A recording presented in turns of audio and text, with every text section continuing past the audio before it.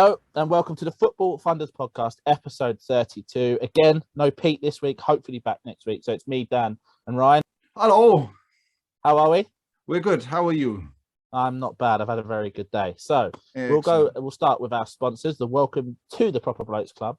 Proper Bloke Club is a community project for men's mental health. The main aim is to break the stigma of men's mental health and start talking openly about it. Exercise has been a proven way to help people with any sort of mental health issues by releasing endorphins that make you feel good about yourself.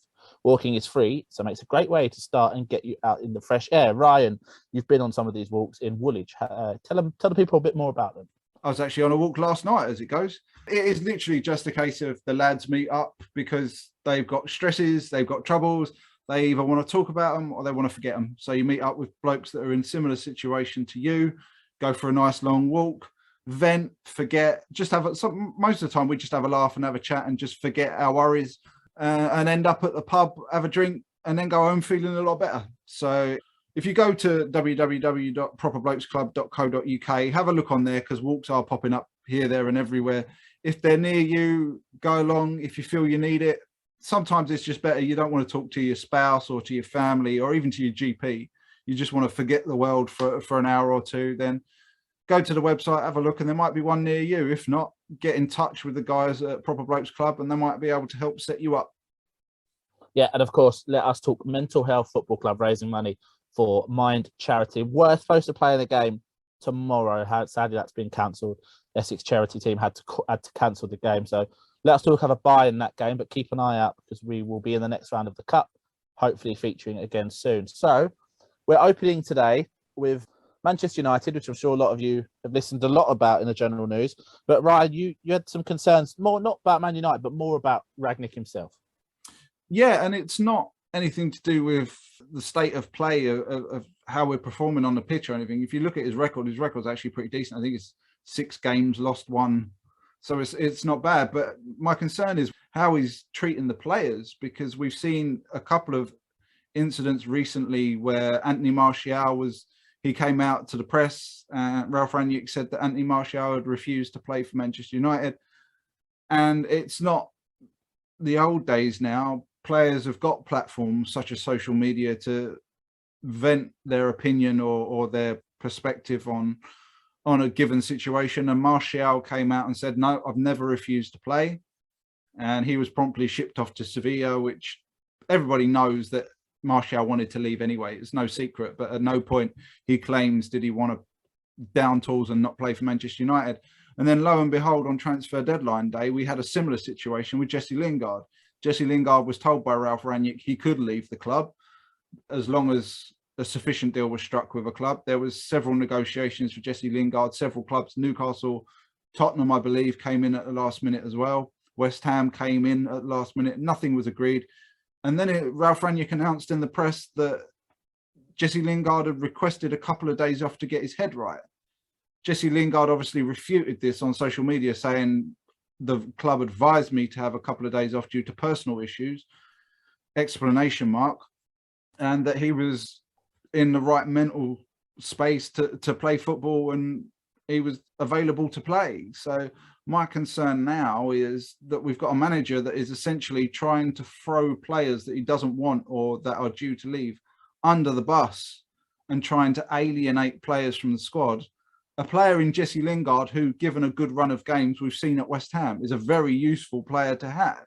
And given the high pressing style that Ralf Rangnick favours, you would think that someone as high energy and as high press as Jesse Lingard would be valuable to him, even if he is leaving in 6 months' time. There's nothing written in the rules of contractual law or anywhere else that says if a player's got 6 months left on his contract and he's not going to renew, that he isn't still going to play and give 100% for you. I personally don't like the way Ralf Rangnick's done it, and he's been very, very coy about backtracking on his statements. It was very much a case of after the Jesse Lingard thing, he was like, well, we need to move on from that now. There was no actual, okay, I made an error or I read the situation wrong. It was just, okay, we're just going to move on from that now because we need to focus on the future. So I don't know if about you, Dan, I just don't think that managers should be allowed to behave like this and get away with it. I understand that managers should be the head of the club, but you can't come out and basically lie on international media and then end up being completely contradicted by the player. Because not only does it make the player look bad, it also then makes the manager look bad because he either doesn't know what he's doing, has misread the situation, or he's basically just lying to the press to make the player look bad for no apparent reason. What's your take on it, Dan? So I've got two takes, one from a footballing side and then one from a personal side. To do that to Martial, and especially Lingard, someone who's been really open with his mental state, his well-being, etc. You're not going to endear yourself to, one, a player like Jesse Lingard, but also from a managerial executive, whatever his roles. What is the official title once he finishes the year? At the moment, he's interim head coach, and then but I mean, when he in the summer, what does he become? As far as I'm aware, he just becomes a consultant. Oh, okay. I thought he had an official title. No, he is a paid consultant. If you're turning against players this easy, one, you're the fact that the players know you're in the short term, they're not going to do anything for you. The players will turn on him because, from what we're aware, Jesse Lingard is probably one of the most liked people at the ground. From the way that the other players talk about him, the coaches and stuff, you're turning on probably one of the most popular people in the dressing room. That's not going to get you endeared, especially in a situation where you've only got 6 months to pull something out of your ass. Probably not a nice way of saying it, but it is, isn't it? Really, he's got 6 months, and then he'll be in a consultant role. But then, even as a consultant role, players will listen to him say this. So I don't want to be involved with this guy or a club that involves this guy. So I think from that side of things, it's really bad. You need to look after people, especially, and I don't mean not singling out Jesse Lingard because he's Jesse Lingard, someone that has been so open and was congratulated for coming out and speaking about problems that he had. You're going in the media and trashing him when, as you said, which is a complete lie because you know what you've said to that person. So I think, and also, as I said, from a playing perspective, that's not going to build a leadership. It's not going to build. Your players aren't going to want to play for you if they know that the minute that they don't want you anymore, they're going to turn on you. So it can't be good for him. And I'd be shocked, to be honest, sitting there right now. I don't think that consultant role will be a thing come the summer. I think if he does, I think people are under the illusion that he might be going and becoming the director of football. Well, that's what I thought. But my understanding is purely on board as a consultant to the board.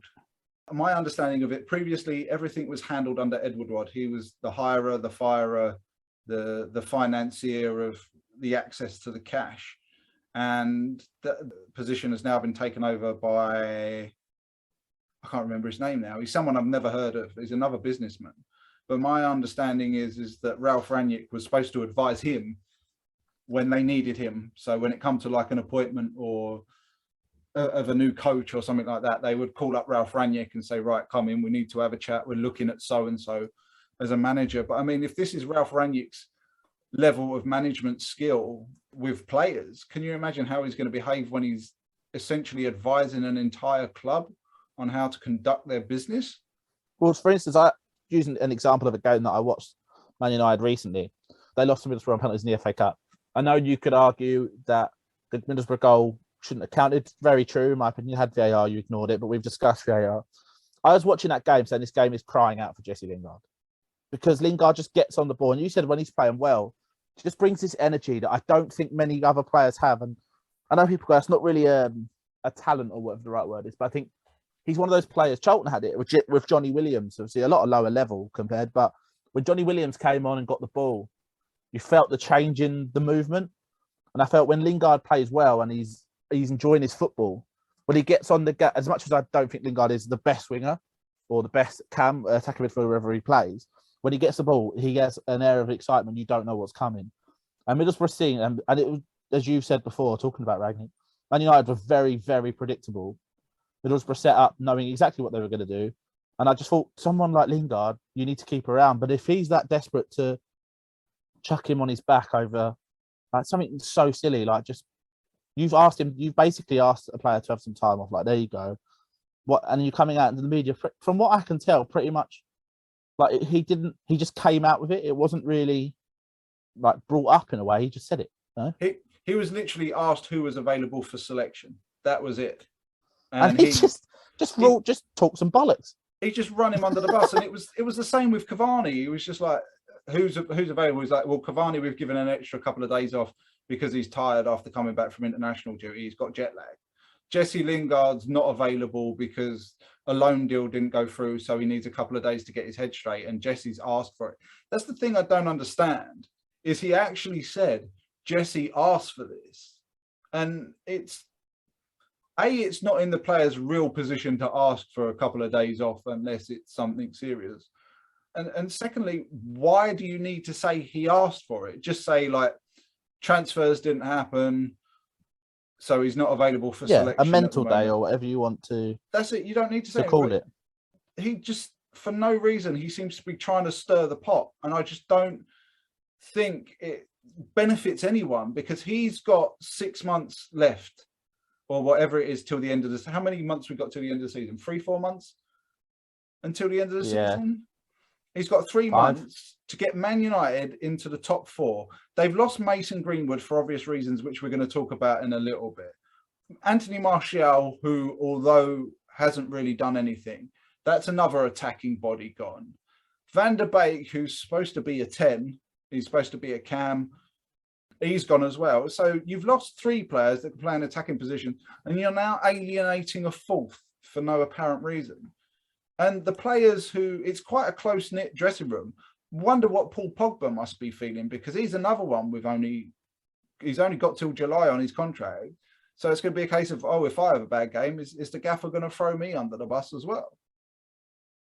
Yeah, and that's exactly what I meant when we were talking about, when I said about what other players must think sitting in the changing room. How can you be setting in the knowledge that you do one thing wrong and this guy is not afraid to throw you under the bus? Like, we all agreed that it was time, like Lingard's time was done.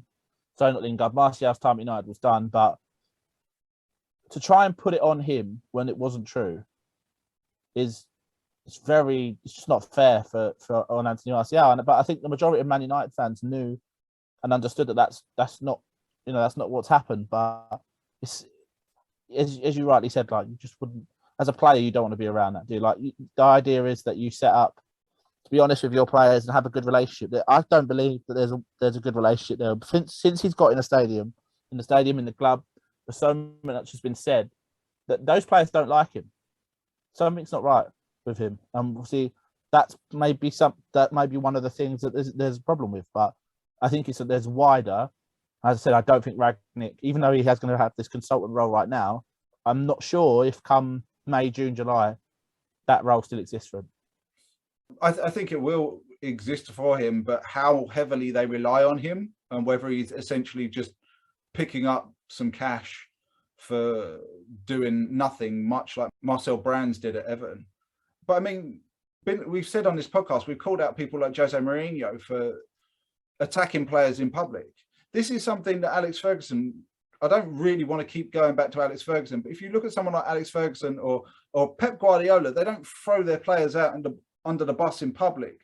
They might have a word with them or read them the riot act in private, but in public, nothing's said. If it gets leaked afterwards, then he can't help that.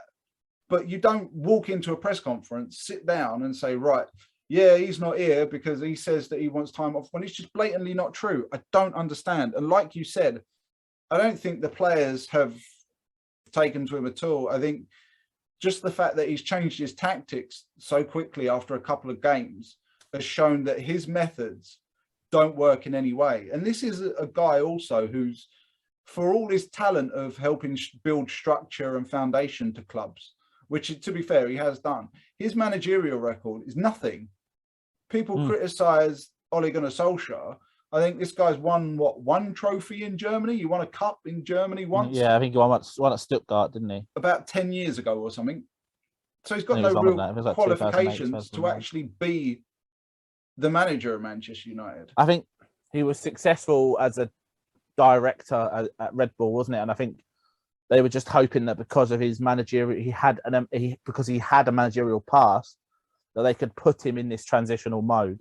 But to be honest, it'd have been better just hiring someone, because I think the only thing he's doing, in my opinion, is weakening the atmosphere around the club. And I don't think top Man United, I don't know about you as a United fan, but I don't see you not making the top 4. I think we might, but it might just be a fact of everybody else is it's a mad scramble to not qualify for the top 4 by the looks of it. Literally, yeah. As soon as someone gets on a decent run and they get to just ready to take over the 4th spot, they lose it. Man United did it. Had we beat Burnley, we would have taken 4th spot. And the week before, I think it was West Ham were due to take the 4th spot and then drew and lost it.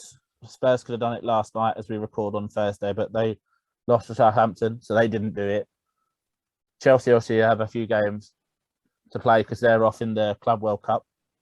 I think the other thing, like you said, they should have appointed someone. But again, it goes back to what we talked about a couple of weeks ago. Who do you get to take over? Just like we said at Chelsea, who is there really? Who's the top manager that's going to go there? Because I can't see any right now. Pochettino's obviously been linked, but I don't see Pochettino as a world-class top manager. He did great things at Southampton. He did very good things before the wheels fell off at Tottenham. Anyone can win anything with PSG in France, let's be honest. It's not like he's gone somewhere. And he's not particularly done well in France overall, really. Well, to be honest, he's been given a bit of a poison chalice, to be honest, because Leonardo essentially runs that club. So whoever Leonardo doesn't like doesn't go. And then you've got a combination of Neymar and Messi and Mario Icardi, Mbappe, Ramos. they're all volatile characters. You're not going to manage that dressing room very well. But one interesting name has come up. I know we're going to talk about him, I think, next week when Pete rejoins us. I know he's very eager to talk about this. But there has been a lot of discussion about a Mr. Wayne Rooney potentially getting the Manchester United job in the summer if he keeps Derby up. What do we think of this? Because for me, it smacks of Frank Lampard Mark II at Chelsea. No. Yeah, I mean, I was never a fan, as we discussed last week, and I said it before. I think he needs to earn his stripes. Listen, I think he's done a fantastic job at Derby. And if Derby do sadly go down, I'd like to think they'd give him the chance to get back up from League One. But that's a jump that was you think from Derby in their current situation to Man United, it's a bigger job than when Lampard jumped from then Derby to Chelsea. So no, I don't think so. The one I think clubs, Chelsea, maybe Man United, will be looking at some. I think, by the way, that Chelsea could easily tap Tuchel if they don't win anything this year, regardless of where he finishes in the league. I think Eric Ten Hag, I know everyone says it every year, but now Overmars is gone. They were very close, went very linked. So I just wonder if maybe Ten Hag, if you're going to grab Ten Hag, this summer's where you try it. Also, I will say as a Man United fan, if Tuchel does get outed at Chelsea, I'd welcome him at Old Trafford. I think he's exactly the sort of manager that we need at Old Trafford. The one that I keep seeing get rumoured is Brendan Rodgers. However, again, I'm pretty sure he's about to get sacked at Leicester. I wouldn't if I was Man United. However, the worrying thing about United, I'm not a United fan, but from the outside in, Brendan Rodgers is 100% someone that I could see Man United hiring. I don't understand why, though, because, I mean, everyone raves about the job he did at Liverpool, but he didn't win anything, did he? He didn't win the league. He turned Liverpool from a side that was sitting... He got close. Yeah, he got close. I think that the team that he inherited and where they were, and the team that he left and where they were, was much improved. Whether that was him, the people behind the scenes, you can't debate that the team that he took over from Roy Hodgson was god awful compared to but the team that he left Klopp. He still didn't win anything of any significance. He didn't win a league or a Champions League. But he made a massive step. Liverpool weren't even in Europe. That's the thing. Is he going to be the guy, much like my argument about Gareth Southgate, is he the guy that's going to win you the league? I don't think he is, because he did it at Liverpool. He got them to a certain point and then the wheels fell off. He took over a very good Leicester and now the wheels have fallen off. No, I don't. I think his role is to take an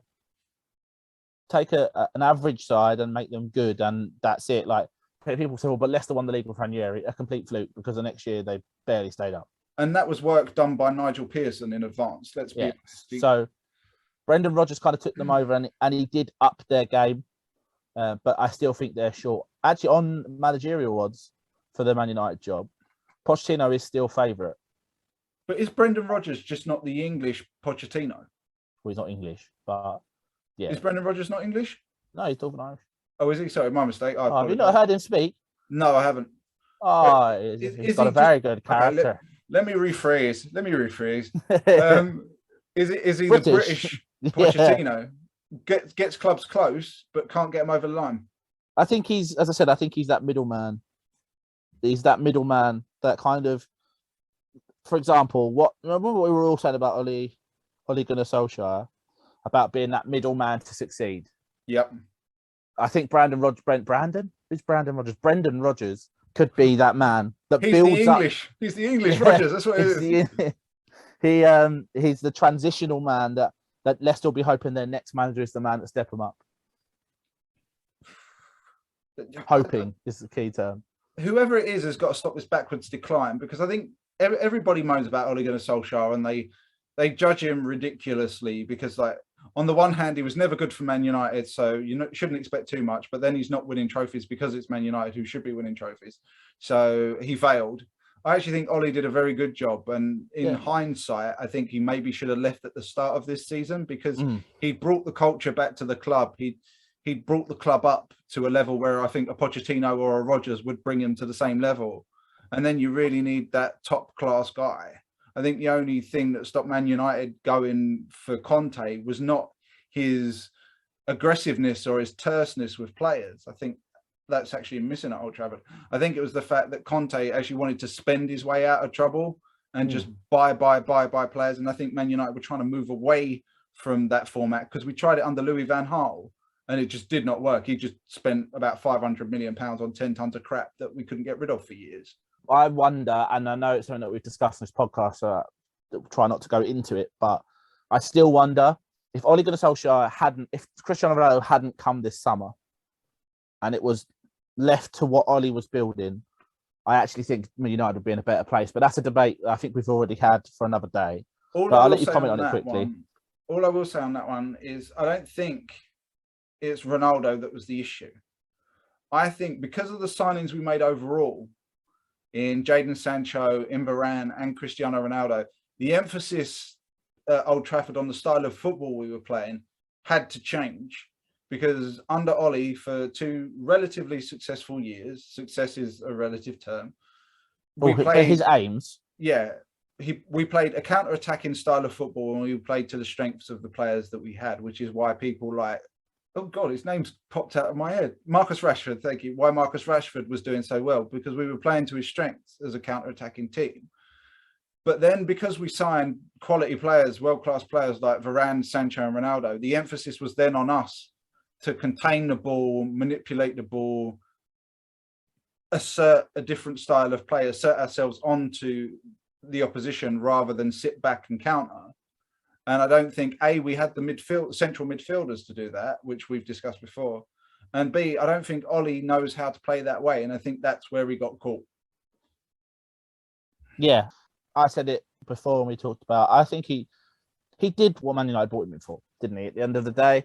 So I don't think you can, people can be too harsh. They're going to be. They're always going to be. So we'll go on to FM. Okay, Football Manager, for those of you who don't know. Me and Ryan and Pete, we're all massive Football Manager fans. So we're going to do a little segment in the coming weeks about players we've signed, why we like them, how they play, etc.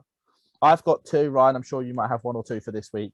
So I'll let you go first. The first recommendation I've got for anyone playing FM is if you've got a little bit of money, there's a player at Atalanta. If you need a goal scorer, and by a goal scorer, I mean goal machine, then Roberto Piccoli is your man. He's 20 years old.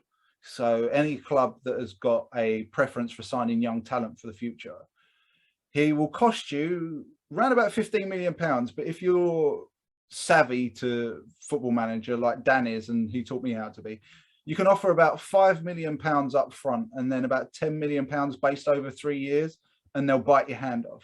This lad is first team ready. He will go straight in. He's a goal machine, and absolutely, literally just that's all he does. He scores goals. He's supposed to be used as a target man, but I use him as an advanced forward and basically tell him to shoot on sight. And I had him for an Everton side that I took up to second in our first season after signing him, after I sold Calvert-Lewin for £75 million to Newcastle and paid £15 million for Roberto Piccoli. And he scored 21 goals in 28 Premier League games. That's the sort of goal return we're talking about. And for £15 million and £5 million up front. And he doesn't want the earth as well. One thing you'll notice with his agent is they negotiate future wage rises in terms of games played. So by the end of the season, if he's your number one striker, he's on about 86 grand a week. So go get him scouted. Trust me, he scores goals left, right, and centre. He is now the first player I sign, no matter what club I take over, providing I've got the cash. Right, so my first one, I've said I've got two. So the first one is a midfielder from Mulder, is it pronounced? I don't know. Yeah, Mulder. Pronounced. Where Ole Gunnar Solskjaer came from. Yeah, ironically. He's a central midfielder called Sivert Mansverk. When you start the game, he's probably a championship player. So I holidayed in my current save, which is where I signed him. I holidayed a year, and I decided whoever gets relegated from the Premier League, I'm going to pick one of the clubs that get relegated, and I'll take them over the Championship. It was Norwich. So I signed Norwich, and I signed for Norwich, and I signed Sivert Mansverk. He has just given the Premier League. I got promoted, and I've just managed to finish third in the league with Norwich. I deserve a medal for that, as far as I'm concerned. And Sivert Mansverk has just bossed the Premier League alongside another midfielder that we'll get to another day. He costs about £4 million, and his wages are about 10 grand. He can pass, he can tackle, his physical. For me, I don't know about Ryan, but I imagine he'd agree. A lot of the things I look for in a midfielder, especially someone that's going to be box to box, is their stamina, their natural fitness, their agility, passing, tackling. He's your all-round midfielder. He's not sensational at anything, but he is your box-to-box midfielder, flies around the pitch, scores the odd screamer, which is never a bad thing, and is, on my game, about to be a Football Manager Champions League player. So I bet he's not complaining. The first key attribute I look at when signing anyone for any position is their level of determination. If that's 15 or above, I'm going to sign them. Anything below 14, I'm not touching with a bar. Yeah, his is 14. Yeah, it's because that determination, it tells you how good they are in the big games. So the higher that rating, the more they're going to perform for you. And speaking of determined midfielders, because the other one I'm going to recommend is, ironically, as a Man United fan, it's a Ferguson. But his name is Lewis Ferguson. He's 21 years old. He plays for Aberdeen. He's not very happy at Aberdeen because he wants to play for Premier League. He's already good to go for Premier League. He's not a great player in terms of potential. He's not going to be a 5-star. I think he goes up to about 3.5. So he's a decent Premier League player that will get to a good Premier League player. But one of the key ingredients for this guy, and it's something that I found really lacking in not only in football in general, but especially in Football Manager, is leadership. This guy, for a young lad, his leadership's unreal. His leadership is 17 out of 20. Technically, he's very good. There's a lot of 12s and 13s in there. Mentally, very determined. He's a natural born leader. His work rate's quite high. Physically, he's fine as well. Everything you essentially want as building blocks for a very good player is there. It'll cost you, again, about 3.5 million. I think I got him for, I think it was 3.5 and 25% of any future profit. I've seen him as well on FM, on this year's FM, transition to a striker as a deep lying forward, which I know sounds mental because he's finishing, I think he says about 10 or 11. Interesting. But with his physical stats and his ability to pass and off the ball and his work rate and stuff, as that man sitting off the striker, he's really good. Yeah. If you look on, there's a website called Football Manager Inside, which basically shows you their attributes and kind of rates how their attitude fit a position effectively out of 100. So it says that central midfielder, he's 67, which is Premier League quality. But as I said, as a pressing forward, it's 66. Which so if you can train him to be a Premier League striker, like as I said, he's never going to be your mainstream finisher. But if you're playing him next to someone that will score goals, which we'll see in a minute, it sounds like he'll do a job. Absolutely. And I think the thing is if you've got your coaching appointments right, then I think, like I said, the building blocks are there for to get not a fantastic player, but you could easily see him in a couple of years becoming like a Darren Fletcher was at Manchester United. I'm looking at his attributes, and the people who play FM, if you don't play FM, I'm sorry, you're going to have no idea what I'm about to say, but I'm looking at his attributes, and I wanted to play him as a Mazzala immediately.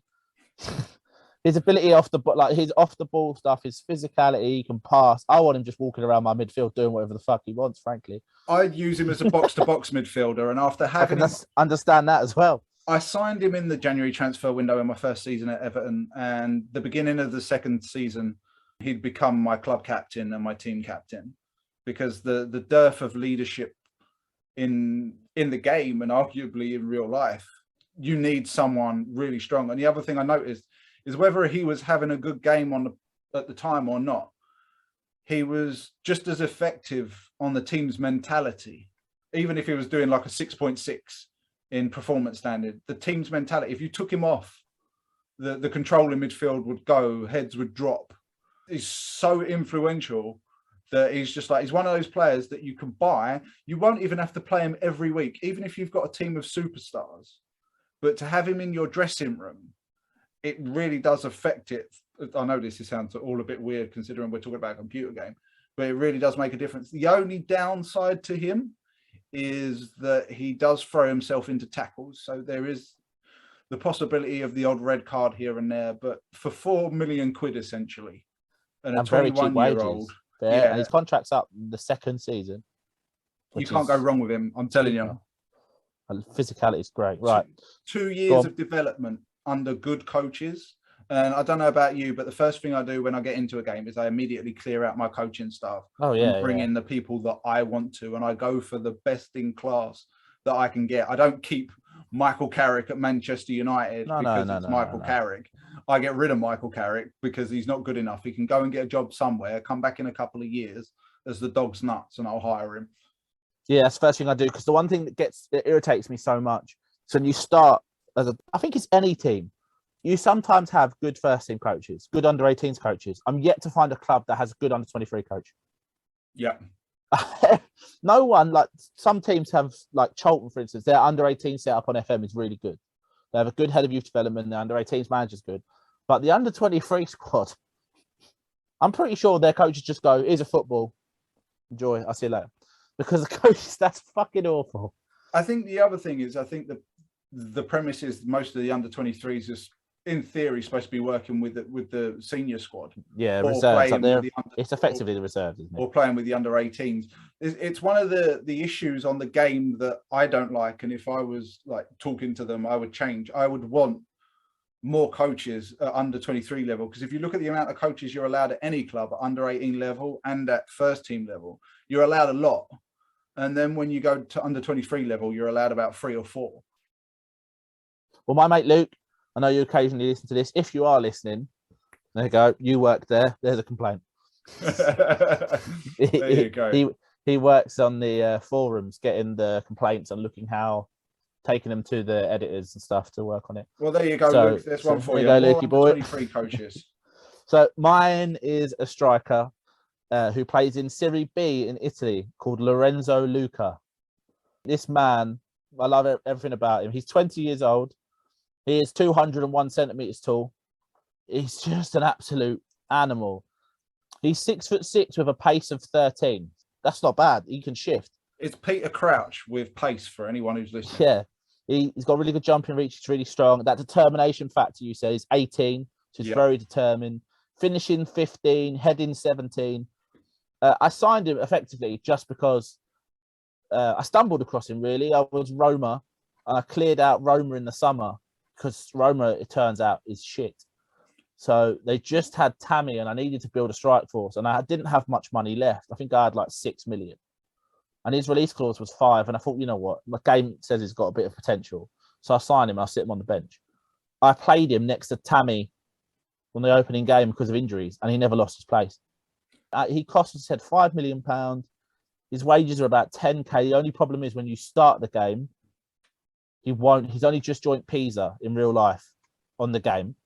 So beginning of this summer, he'd only just joined Pisa from Veronzia. Some with Venezia or someone. Venezia, that's it. So he won't leave the club. I've tried to sign him for Man United, Chelsea, just to see, like on saves, to see if he just will not sign for anyone. Yeah, I've tried to.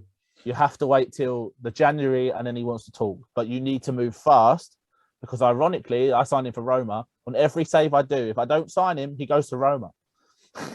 He's there for about 6 months and then he goes. I noticed that the fee's never big either. It's about 5-6 million quid. He's got a release clause of, I think it's 5.25, I believe. But again, and he doesn't take a lot to negotiate. And the big thing I love about him, and Ryan, you brought it up, is one of his traits is that he loves a big game. Yeah. So he was my second/third striker. I had a rotation with him and Karim Adeyemi, who we'll see in future weeks, because both me and Ryan love Karim Adeyemi. If I was playing Inter Milan or I was in the Champions League and it was a big game, Luca started, and 9 times out of 10, Luca scored. I'd recommend if you need a striker, and especially a big man, you can play him target man. He also plays advanced forward with no problem. I think his 2 best roles are actually target forward and poacher. But I also put him before as wide target man because he was reasonably quick with 13 pace. I think his crossing's like 10. I put him wide as a wide target man, and I still think he scored twice. So if you've got £5 million and you need a striker, I think, again, if you can talk to him, sometimes he fails his work permit because depends when Italy cap him and under 21 caps, if he's been given under 21 caps at that point. But I would say add him to your shortlist. And as soon as another team make a bid, make sure you make a bid because you need this fella. Absolutely. I can completely agree. I've been trying to sign him for every club that I've been at, and I just can't get him in. And then that's actually how I stumbled across Roberto Piccoli, because I was looking in Italy and I was like, right, well, I can't get Luca. Let me have a look around and see. And they've got a lot of talent at Atlanta. Yeah. With Zubata and people like that. And I was like, oh, who's this Piccoli kid? I'll have a look. And took the stats and I was like, yeah, all right, we'll take a punt. And to give you a prime example, I was playing my Arsenal save the other day, just actually did it ironically just to get the scout reports for the people for the podcast. And I brought him on. We were 0-0 at Chelsea at Stamford Bridge. Brought on Roberto Piccoli within 5 minutes, bang, 1-0, game 1. So I was reading a little bit about Luca because once I found out that he was great on FM, I kind of fell in love with him and then had to go and find what he was about in real life. So he's 21, has already had about 6 clubs. Wow. So I wonder if I don't know if there's off-field issues. I haven't found anything. So he came through the academy at Torino, then moved to Vicenza, then went back to Torino. Then it went on loan to a non-league side. Then went back to Vicenza again. Played 3 games, was sold to Palermo. Palermo went bust, so he could more or less walk for free. And then now he's at Pisa, and he's done really well. He is currently playing for Italy under 21. He signed a 5-year deal with the Serie B club. But an FM, he's a must-buy. You need to get him. And as Ryan has said, we'll see some more strikers. We'll see some more strikers in this list for sure, but I think there's only one other striker that I would mention, and that we've mentioned him already, in Adeyemi, that I'd put on Luca's level. Of players you can find and sign, yes. For the money, what he's worth, and he's 20, and I've said I've had him, he's 22. You think where he's going to be in 6 years when he's 26. If he gets, as you said, you get the coaching staff right around him, Jesus, he's going to be a player. On my Norwich save, I'm watching him like a hawk, because as soon as Roma stop, as soon as I get to a level where I can get interested in him, I'll pay anything for him. I don't care. It's the same with Piccoli. The other thing with Piccoli that I've noticed is because of their level of potential of these players, if you play them week in, week out for about 3 or 4 months, just start them each week, each game that you can for 3 or 4 months, their stats just blow through the roof so quick because the potential is so high. So if you want goals, those 2 are definitely the places to go. And we'll talk about your little secret hack when we talk about Adeyemi, Dan. that secret hack I use for everyone. Just don't let your mate who works there know. I am going a bit off topic, but still FM. I've just signed. I'm currently, as I said, managing Norwich, and I've just signed the final keeper. Is it Justin? I don't know how to pronounce it. Bijow, like Bijow, whatever his name is. For the deal is £40 million, but I'm paying 10, and then I think it's 30 over the next 4 years, which is absolutely fine by me because I could sell him at that point. So what if I just keep churning it back in? Well, I'll tell you what. Tune in next week if you're an FM player and you're listening to this podcast. Tune in next week, and I'll tell you how to save about 30 million quid that Dan has just spent on a keeper. Yeah, and I will next week. I'll have I think I'm going to have a keeper. I've got next week lined up. I'll have a keeper and a defender. So yeah, I was going to say next week. Well, I think we'll have to talk about this after we finish recording, because next week I've got a keeper and a fullback. I know the keepers aren't the same, but I think we might. I was going to say, the keeper is the fullback. I think you're all right because mine's a centre back. We'll have a quick chat afterwards just to make sure.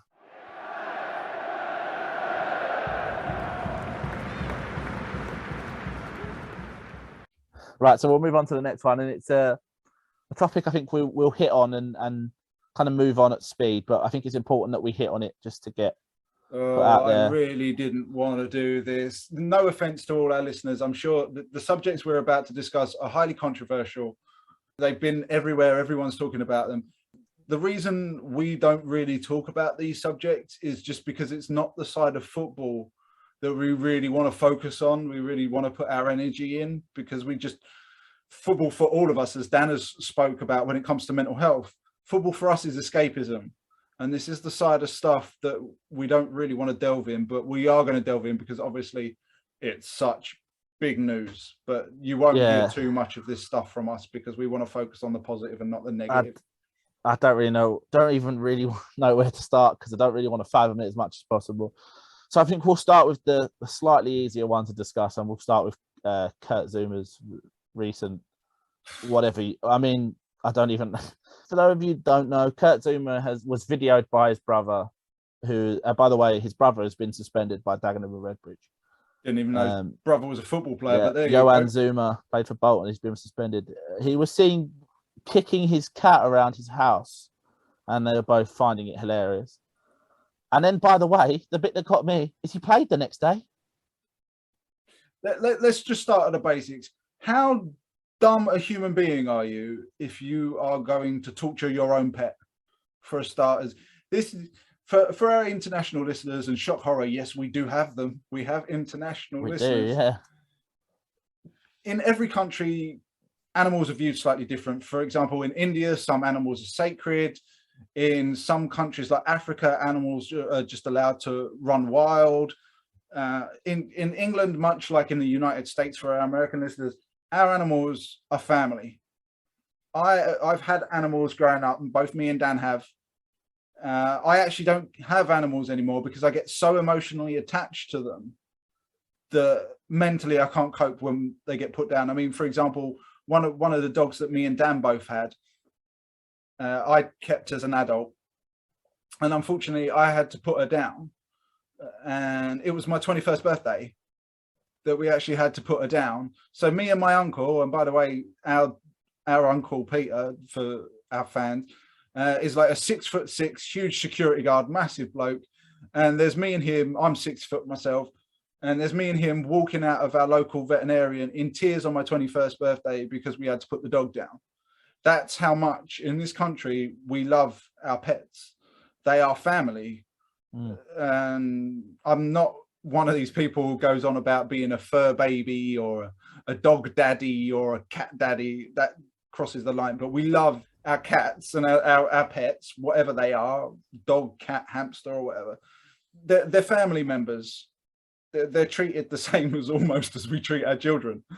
So for someone to do this and do the things that he done, and he literally, if you haven't seen the video, I'll describe it very briefly for you. He walked into another room, picked up his cat, dropped it on the floor in front of himself with his brother filming it, booted it in the ribs across the room.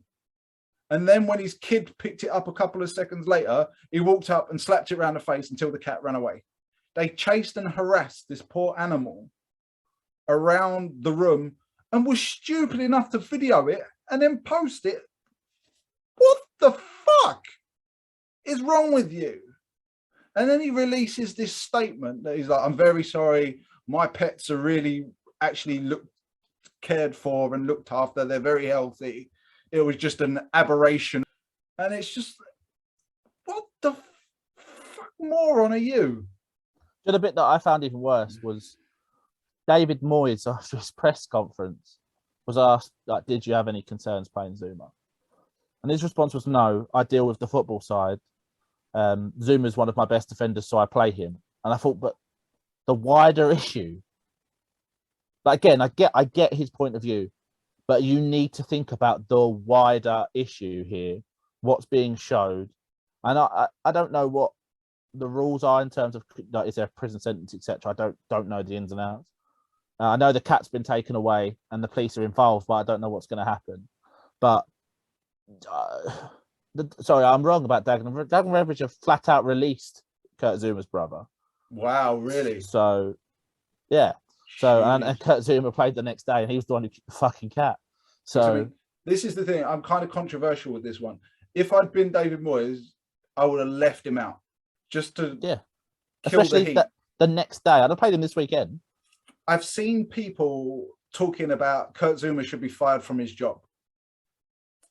That I'm having a bit more trouble with. What Kurt Zouma did was wrong. It's fucking disgusting. As an animal lover, I've just told you all about how much I love animals. I don't agree with what he did at all.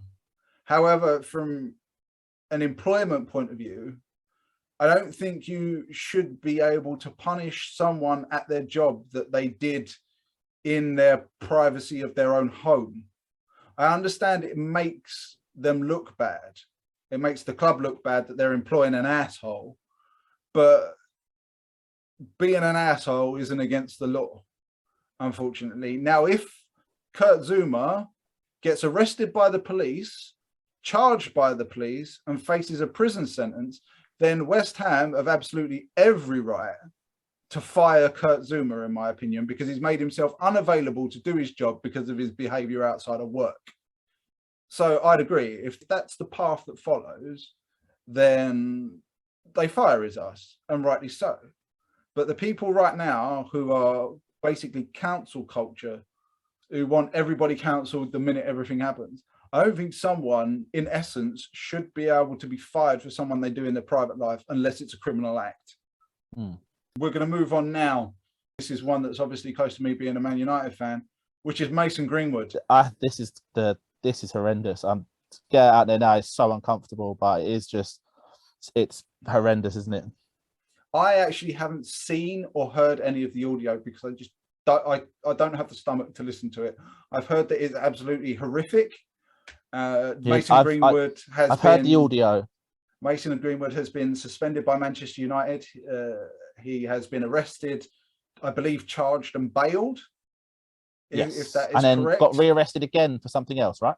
Yes, he's been rearrested, I believe, for threatening behaviour, because apparently he threatened to kill the person that we have to say at this point in time, allegedly raped.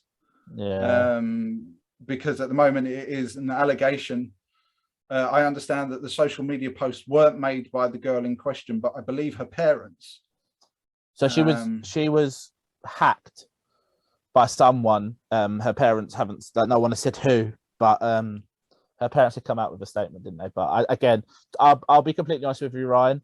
I read the allegations. I was not sent is the wrong word, but I was on Twitter. It was on my Twitter page. I clicked on it because I didn't read. I just saw the word Mason Greenwood. I heard some of the things that were said, and I immediately went on Twitter and banned the word Mason Greenwood so that his name won't show up on my Twitter feed. Because I heard 10 seconds of a 2-minute clip, and there's no way in hell I'm listening to that ever again. From my understanding, the audio, there's pictures, there's video, I believe, as well somewhere. Yeah, that's from what I heard. Horrendous. It's from, again, my opinion, sounds like from when I've heard him on TV, and from what I heard, the man is, I don't even know how to explain it. Just arrest him, lock him up, throw away the key. I was going to say, I think we have discussed this. I think maybe briefly on last week's pod or the weeks before. We touched on it very lightly, but I mean, it beggars belief because I think I said on the previous pod there were questions about his attitude and about his behaviours off the pitch, and that was why he wasn't being selected for England, and why he wasn't the regular for Manchester United. It was, but it beggars belief. A man of this talent, of this raw natural ability, of this fame, of the financial power, why the hell would you want to risk any of it by behaving in that way? Why would you want to behave that way to another person? Full stop. It's something. But even someone as high profile as Mason Greenwood, you know exactly what the ramifications are going to be. And I'm with you, Dan, 100%. You lock him up, you throw away the key. He's never going to play football again. Because is he still currently contracted by Manchester United? He is, but my understanding is he's suspended by Manchester United. I know he's completely until suspended. Further notice, and I would imagine that is without pay. Yeah, and that will end in release if. Yeah, well, his I'd say contract when will be terminated as soon as a guilty verdict comes out.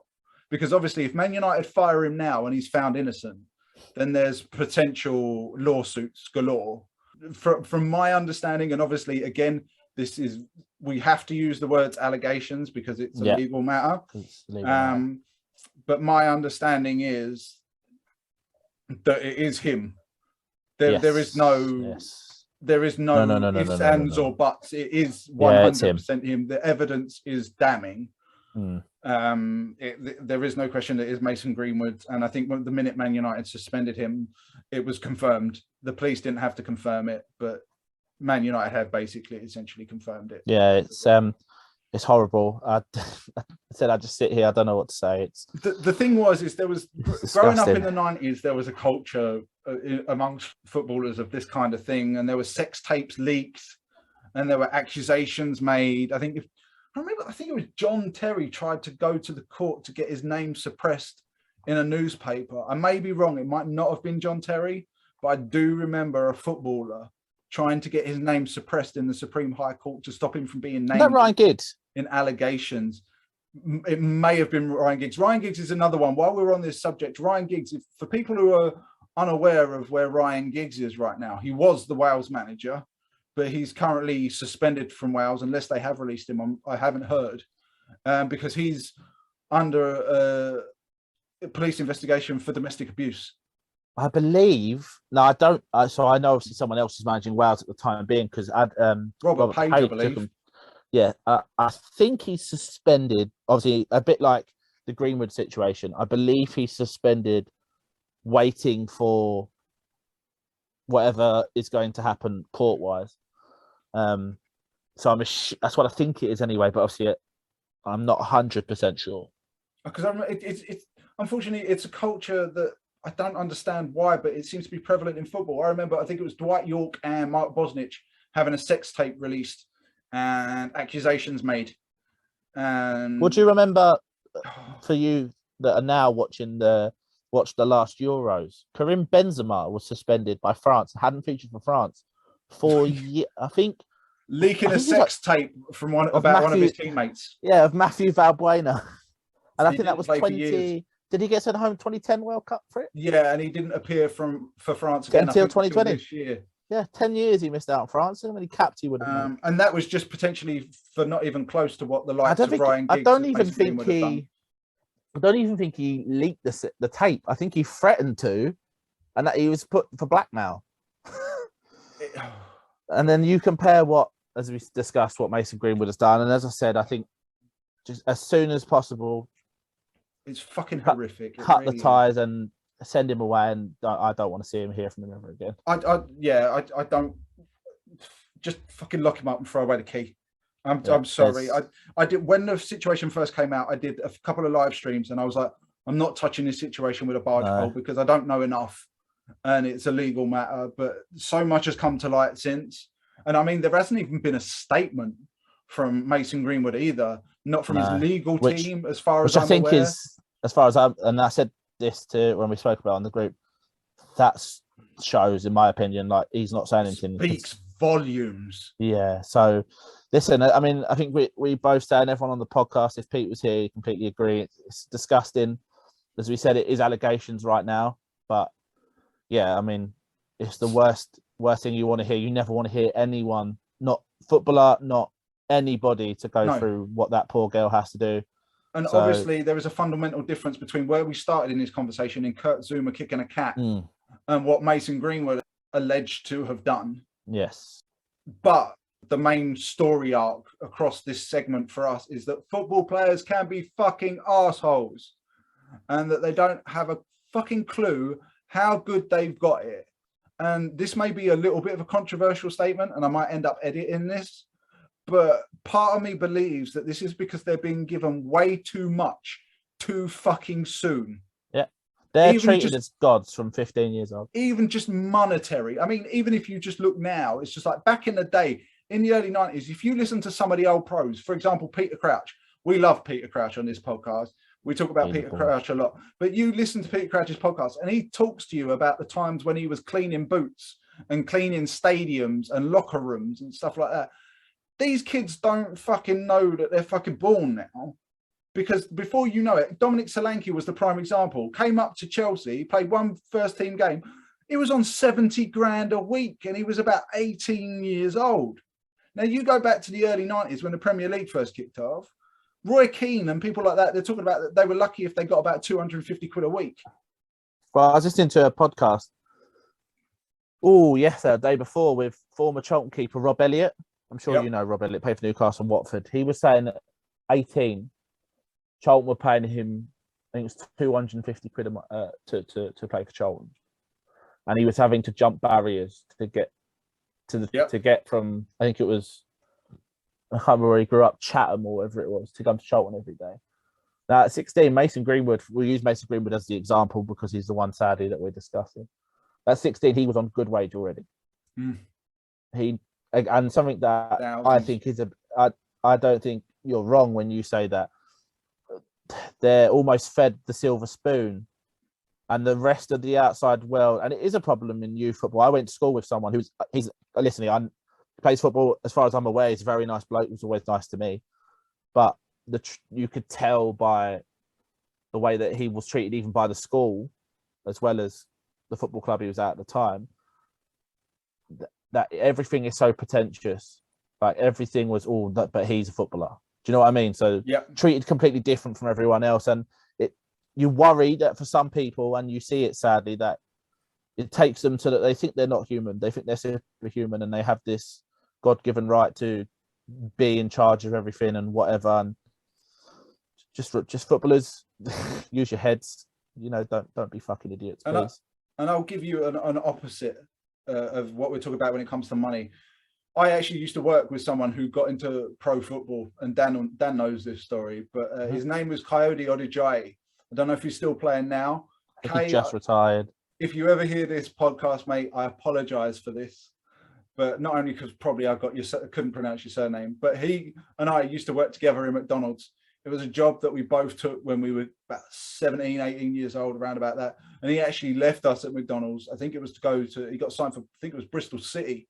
Bristol City, yeah. And he was a hero to all of us. But all the time he was training, he was still at McDonald's earning his daily wage until he made it big. And then you've got players like Mason Greenwood. Even when, to give you a prime example, even when you negotiate contracts on Football Manager for youth players, if you depending on their status and their talent, you can go from offering someone about 150 quid a week to all of a sudden they want 6 grand and they're signing for you at 16 years old.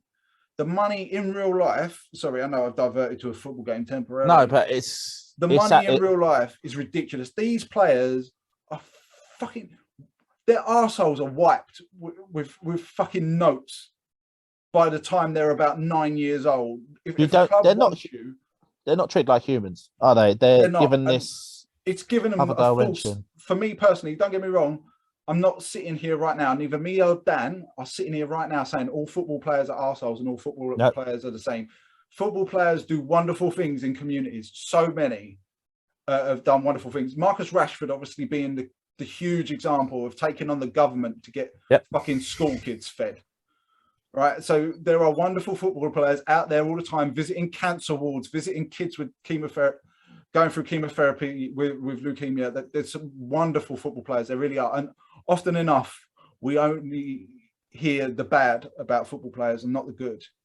But the fact that these players are basically spoon-fed hundreds of thousands of pounds, millions of pounds by the time they're 18 years old, it gives them a false sense of importance, a false sense of where they belong in the hierarchy of the world. And clearly someone like Mason Greenwood clearly believes he's above the law with his actions. It's as a Man United fan, it makes me fucking sick We have had a lot of controversy at Old Trafford over the years, from Eric Cantona kicking a fan to sex tapes with Dwight York and Mark Bosnich, I believe it was, to what Mason Greenwood's done now. Even with Wayne Rooney, where he got caught shagging a granny, a pensioner prostitute or whatever the fuck it was.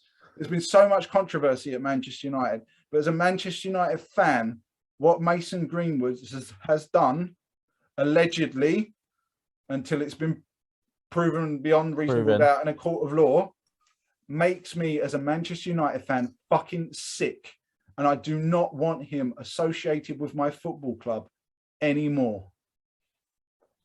Yeah, so I think we'll move on from that, Ryan. I think, just to say, as we've covered, football funders, of course, condone any allegations made, any actions. We hope that if they are true, if they are accurate, and people are sentenced, that justice is served. Yeah, the law is served to the fullest extent. Yes, of course. So we're going to move on to a happier subject, because I don't think you can get much more than, sadly, what we've discussed. And we're going to talk about some childhood heroes in football to end this week's podcast. So, Ryan, I think I'll start. Go for with it. One that. So again, this is probably not childhood. This is me as a teenager, but I think it's the story of the person. So I'm going to start with a former Charlton player, which is Jan Kerman. Jan Kerman for Charlton was sensational. One of the best players I've seen in League One and the Championship, and could have been in Premier League, should have been, but sadly had 2 spells with leukemia in his footballing career. One as a young prospect coming through in France, and then one just before he joined Leicester. The man fought cancer twice, won twice, was still able to play football at a massive level. And I think regardless of how you think about him as a footballer, that's a good story. That's a positive story. And the same goes for Leon McKenzie, who, I'll be honest, I didn't rate him at Charlton as a footballer. But his story and his openness with mental health, depression, suicide, etc., that he spoke about so openly. Supposed to be cheering this up, Dan. No, I know. I'm just saying he's my hero, because absolutely. To come out and speak about it, and without him, I don't talk about my issues. So he's a hero for me. Then I'll go to one good one, and I'll move on to you, because I've got a few. But so the next one is Roberto Carlos, a man with thunderous thighs. For me, Roberto Carlos is, I don't want to say his prime, but when I knew Roberto Carlos, I was 7, 6, 8. You knew him personally, yeah? You I met him. And rung him, yeah. He used to drink in Plumstead. Yeah, just out of, by the way, ladies and gentlemen, we are talking to a man who has met the Queen. I have met the Queen, yes. I'm very posh. So watching Roberto Carlos, when I was young, and I played football for a local team, and everyone would go, "Oh, you're left-footed. Oh, you're left-footed." I was shit at football, but I was left-footed. So Roberto Carlos was when I was young, the big name left foot. Well, Christian Vieri as well. But for someone that I played on the left side of my team, the left back, left mid. So to watch Roberto Carlos on TV and have a big name like that free kick, for example, everyone talks about.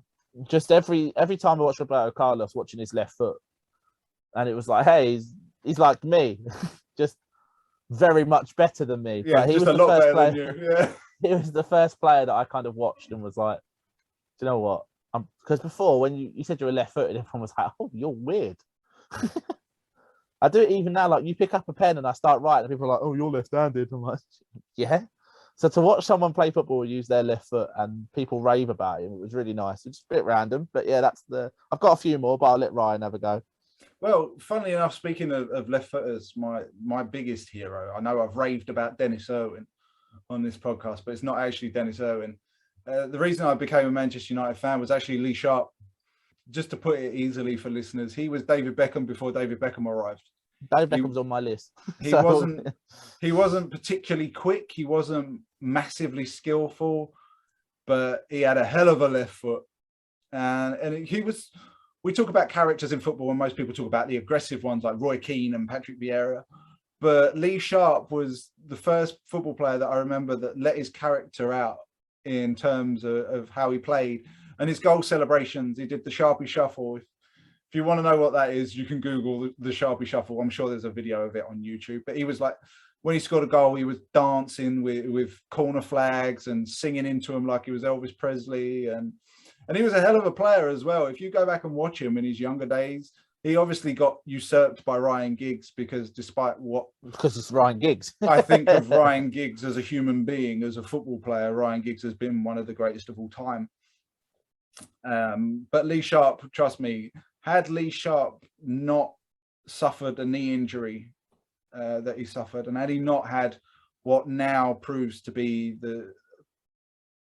I wouldn't say mental health issues, but he struggled with confidence. And if you're a Man United fan, or if you're not, and you want to hear stories about people, go to the Manchester United podcast, and he did a podcast and he spoke openly about how different he reacted to Alex Ferguson's treatment, to the way he was treated by Alex Ferguson, the way it made people like David Beckham thrive and Ryan Giggs thrive. But unfortunately for Lee Sharpe, it didn't have the same effect. But there was no doubt he had massive talent, and he was a hell of a left foot, and he was someone I could relate to because, like me, I wasn't fantastically quick or a jinky winky winger or a jinky winky winger. That's a new one for me. I don't think I've ever used that word before. Isn't that a Teletubby? Brian, the footballing Teletubby, jinky winky. I think we'll have to clip that one for Twitter.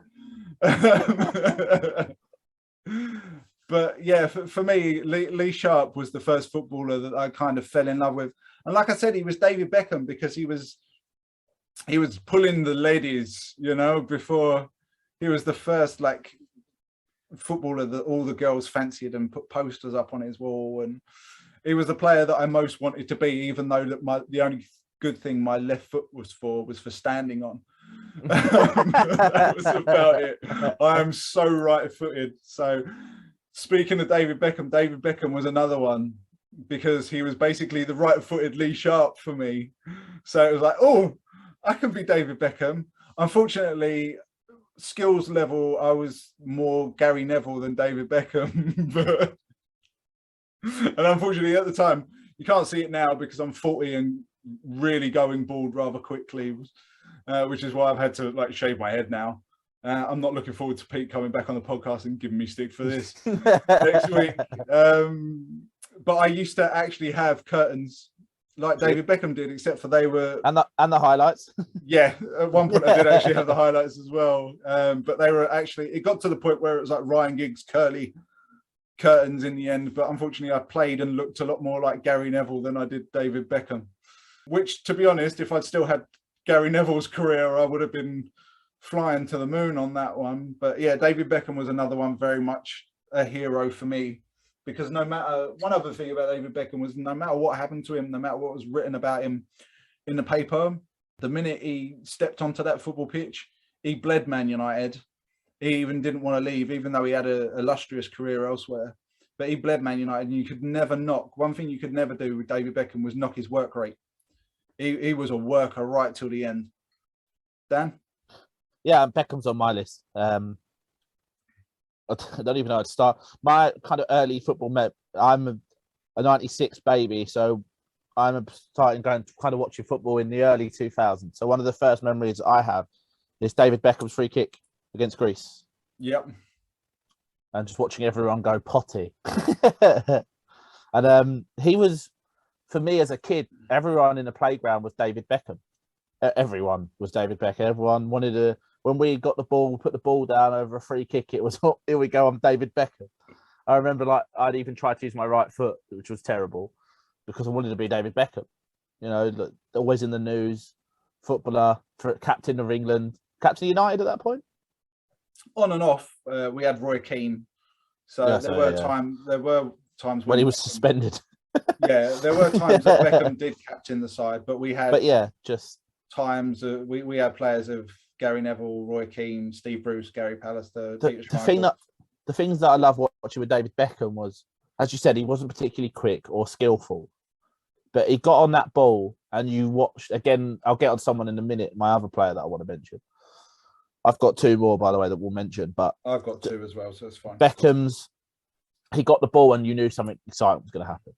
And as a kid, 6, 7, 8, I watched football because it was exciting, and David Beckham was one of those players that when I turned on Match of the Day and I sat in front of the TV watching Match of the Day, I was waiting for the David Beckham clips. I was waiting for the Ryan Giggs clips. You know, remember going to watch United play Man United, and I think Man United spanked us. But I watched. I can even tell you what kit they're in. It was a black kit. You might have been. I might have gone with you. You did. I think you were about 8 years old or Van something. Nistelrooy scored right in front of me. No, that wasn't me. I remember the game that I went to. If I remember rightly, it was Ole Gunnar Solskjaer scored both goals right in front. Oh, maybe of it was us. Ole Gunnar Solskjaer. I remember seeing Van Nistelrooy celebrate. It might have been Ole Gunnar Solskjaer, but they were in a black shirt, which I loved. That Man United shirt. Do you know what I'm talking about? I think so. Yeah. 02, 03? I think it was the same year that we launched the reversible gold and silver kit. It was. I loved that shirt, and yeah, just Beckham got the ball, and even Charlton fans, you could just stand in there. You knew like something's going to happen here. So I'll move on to someone that I'll tell you what country he's from, and Ryan will probably know immediately. So he's an Italian striker from Roma. An Italian striker from Roma? Yes. Francesco Totti, it has to be. It's Francesco Totti. So my player, as Ryan's just guessed, is Francesco Totti. When I was quite young, I started watching Italian football, and I have no idea why, but Ryan has just told me it's probably his fault. It was my fault, yeah. That was my fault. And I just started watching Roma because, I'll be honest, I like their shirts. When we did a really early podcast, if you're a long-time listener, you'll remember we did a football shirt. Oh, yeah. Yeah. Chat, and I brought up like 3 Roma shirts because I had them all because I liked Roma. And Francesco Totti was there. He's just there he's there for years, wasn't he? Like when Forever. I was young, he was there. Then I think, you know, as I grew up as Totti's career just kept going, and he's gonna fall. He won't play for much longer. He won't play, and he was there. And he never stopped scoring goals till about 2013, which was at that point he'd been playing for 20 years. Yeah, I think he was about 40 by that time. And it was just, again, he's another one that he was never like one of the best players in the world by Ballon d'Or standards, etc. But he got the ball again. It's something that I really like. So we just got the ball, and you were like, "Well, this is going to be beautiful." I don't know what he's going to do, but it's going to be great. And he just get the ball and he made it look so simple every time he played football. I think the big shame for me when it comes to Totti is he didn't win as much as his talent should have won because he was loyal to Roma. Yeah, but his loyalty is commendable. I mean, there's very few people in football that have been one club wonders, as they're known in this country. I mean, look, his honours board is one Serie A. It's not enough. Just that's it. Just one. He played 24 seasons with Roma and won 1 Serie A. Yeah. 3 Copa Americas, 2 Super Copa Americas, however, did win a World Cup with Italy. By the way, that Italian side, filth. But individually, he won so much. Not even worth going through because he's got loads of individual honours. But yeah, I loved watching Francesco Totti. And I think a lot of people in my generation probably don't count Totti, but because of my weird fascination with Roma that still exists today, just because of the shirt, literally, but I just clang on to him now. Totti will always stand out as one of those players. So I'd put him in every list I ever put on. If I'm talking about strikers, if I'm talking about Italy, Totti comes up. I think for me, we're going to stay in Italy because there's so many that I could list as heroes. I've spoken about Boban on this podcast before when we talked about our favourite midfielders of all time. Ryan Giggs would have been one of my all-time heroes had it not been for accusations that we've discussed. But one of my biggest heroes, especially in my early years of really getting into football, was a player known as the Divine Ponytail, which was Roberto Baggio. Dan's a bit too young for Baggio, unfortunately, but I'm too young to see him playing, but I've seen videos, so I'm fully aware. He was, in essence, the souped-up version of Francesco Totti, the Francesco Totti that won all the trophies that Totti didn't win. He was in the Milan side, he was in the Juventus side that won everything. Skill, poise, intelligence. the common phrase now is "what a baller."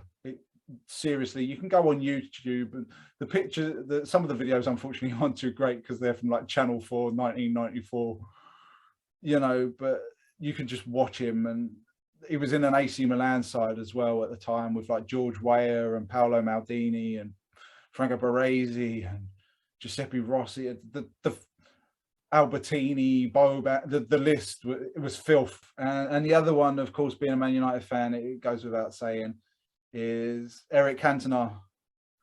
The pomp of the man, just the way he'd flip that collar, and the audacity of some of his goals. I'll never forget that goal. I think it was against Sunderland, where I don't know if you've seen this goal, but he's cup game.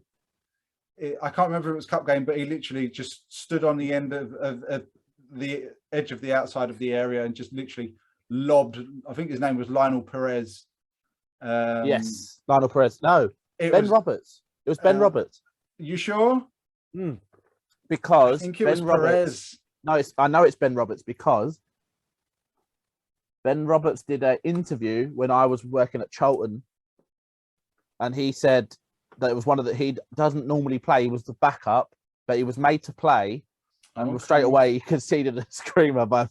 So I remember it was him. I thought it was. No, was that Di Matteo? That might be Di Matteo. I think it was Perez. I think it was. So it must have been Perez. Perez was the Sunderland. Perez. Yeah, he was the Sunderland keeper when we beat them at Wembley the first time. Sorry, Sunderland. And literally, it was just he just literally lobbed him, and he just stood there, head up, looking around as if to say, "This is me. This is what I do." And he changed that Man United side forever. And if I'd had an ounce of the skill Cantona had, I would have been happy. I really would. It's just the technique. There was an argument. I was actually listening to the radio today, and Darren Bent was trying to convince people that Dennis Bergkamp was better than Eric Cantona as a football player. Now, Dennis Bergkamp was a hell of a player, fantastic player. Had a couple of amazing years in England, but for me, no. And I think that's a segment we're going to do in the future, maybe next week, where we'll do our top 5 Premier League players of all time. Fucking hell. That could prove interesting, I'm telling you. Well, I know my number 1 is, and people aren't going to like it, but we'll wait till next week. So my last one, I haven't been at Charlton yet. But I've done Italy, I've done David Beckham and Roberto Carlos, and then obviously I spoke about mental health and cancer and stuff. So we'll move on to someone that... We'll end on a happy note. Yes. It's Matt Holland. It's got nothing to do with his football ability, to be honest. Matt Holland. Who wasn't a bad player, let's be fair. He wasn't a bad player. A very good player. Good time at Charlton and a good time. I think it was at Ipswich as well. Ipswich, yes. It was fantastic for a long period in the Premier League. He wasn't the world's best, but he was definitely a quality and Ireland. Player. I mean, in Ireland international, I think might have captained Ireland after Roy Keane fucked off. Matt Holland, again, like he's one of those players that when we Charlton fans love because gave everything, body on the line. And the amount of games I saw him in as a kid in a Charlton shirt with a bandage around his head because he'd been smashed to pieces but had carried on. And there's a goal he scored on, I think it might have been Everton away, and Charlton used it on the board before we kick off. There's like a video package that comes on the video package on our wrestling fan base there. There's like a video package that plays on our screen, and it's Matt Holland celebration, bandage around his head. He jumps on Marcus and Darren Bent. One of them is good, one of them shit. I'll let you work out which one's which. And he's just a hero. And then they say never meet your heroes. And I met Matt Holland. So once Charlton got relegated when I was 11, I believe, round there. I was at primary school. And me and my dad used to sit in the quadrant at the stadium where the noisy buggers just finish and becomes the family stand. I was crying because I was a kid and my team had just been relegated for the Premier League, setting me up for what was to come because I've seen 4 since. So, and 2 players came over, saw me crying as they were clapping to the fans. So Matt Holland and a defender called Solomon Diawara came over, kind of gave me a hug, spoke to Dad and walked off. And then when I was about 19, my dad started working in the media team and Matt Holland was in there. And I used to not go in for the interviews. I used to stand outside. And I used to be given a few things to do by the media manager because I knew him. So I do bits and pieces, do running around, bit more of an errands boy, like taking the team sheets to people and stuff. And Dad was doing an interview with Matt Holland and told him, you know, my son actually out there at the minute, he loves you. You're his favourite Charlton player. And Matt Holland said, go and get him. So Matt Holland came and found me and was like, are you? I said, yes, of course I'm down. Yeah. And he took me in and we chatted for about 20 minutes just about Charlton and him and me. He was asking questions about me, like what school did I go to? How was school? What am I doing for a job and stuff? And it was like, for me, he's actually a really nice fella. Like, and that just meant even more because not only was he one of my favourite players to see in the Charlton shirt, he was also a fucking brilliant fella. And then a few years later, I saw him again, and he remembered me. Came to Johnny Jackson, now Charlton manager, did like an academy, and Matt Holland was one of the people that did something for it. And I used to help out with Jacko and the academy, and he remembered me. I was like, okay. So yeah, he would be a hero for many reasons, but Matt Holland's definitely up there. I think that's a really nice note to actually end it on. There's no shithousery this week. There's no plonker pundit because there's been so much rubbish to talk about. Yeah. The plonkers this week have been the football mentioned already. Yeah. So on a nice note, I think we'll end it there. Before we do go, keep an eye out on our social media pages because me and Dan are working towards a little something in the future. It's not set in stone yet, but we may be bringing you another show with a little bit of a twist. So yes, keep your eyes open, and as soon as we've got more details, we'll let you know. Yes, and also while we're on it, because we did kind of touch on it when it started, but congratulations to Senegal for winning their first Africa Cup of Nations. They beat Egypt on penalties over the weekend. So congratulations to Sadio Mane and his fellow countrymen. And ironically, Senegal will play Egypt again, home and away in a few months to determine who goes to the World Cup. So, yes, and I think that was a good way to end this week's podcast. So again, thank you everyone for listening to episode 32. We are, of course, sponsored by Let Us Talk Mental Health. You find them on Twitter at @LetUsTalk_MH.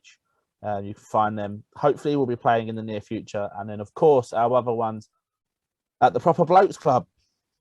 They're doing walks for men's mental health. You can chat to everyone about anything. Ryan goes on a lot of them. So again, Ryan, I'll ask you to sum them up after your walk yesterday. Yeah, it's very simple. Just a bunch of blokes getting together, going for a walk to try and chat about whatever's bothering them or forget about whatever's bothering them. A lot of people in the same situation, dealing with the same circumstances or very, very similar. My local group is a great bunch of lads. They really are lovely. There's different numbers of people each week, but no one's judging anyone. Everyone can pretty much relate to each other.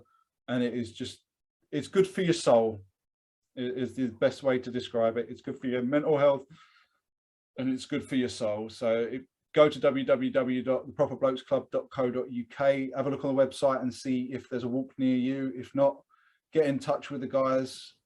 They're on social media everywhere, Facebook, Instagram, Twitter, everywhere. Their website. And they might be able to help you set one up for your area. Yeah, and also possibly in the near future, we'll be speaking to Victoria again from Her Game 2 to have a bit more of a chat because Her Game 2, I don't know if Ryan, if you've seen it, but they are moving big time. Absolutely. They are getting coverage everywhere, which is fantastic to see. It's so impressive, and I hope Man United are going to get their rear ends in gear, especially at this time with what's been surrounding the club recently. Mm-hmm. I think it would be only right that Manchester United made an additional effort. Yes, I've purchased a hoodie from them, which will be making an appearance soon. So, that ends episode 32. Thank you, everyone, for listening. Thank you, Ryan. Thank you very much, Dan. I have been Dan, as usual. See you later. Take care.